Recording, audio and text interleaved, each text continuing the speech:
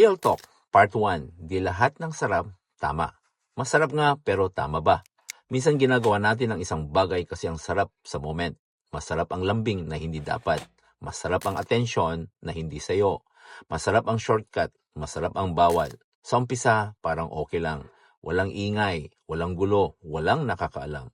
Pero pag uwi mo, doon ka na nag-iisip, tama ba ang ginagawa ko?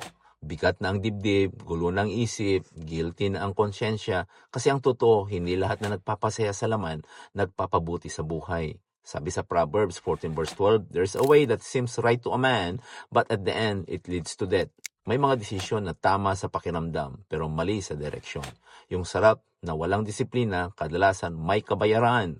Kaya tanungin mong sarili mo ngayon, itong ginagawa ko, binubo ba ako, o unti-unti akong binabasag? Kung tinamaan ka, hindi ka nag-iisa. Comment mo, pipiliin ko ang tama. I-share mo ito sa taong kailangan makarinig nito. Real talk lang, walang filter, may malasakit.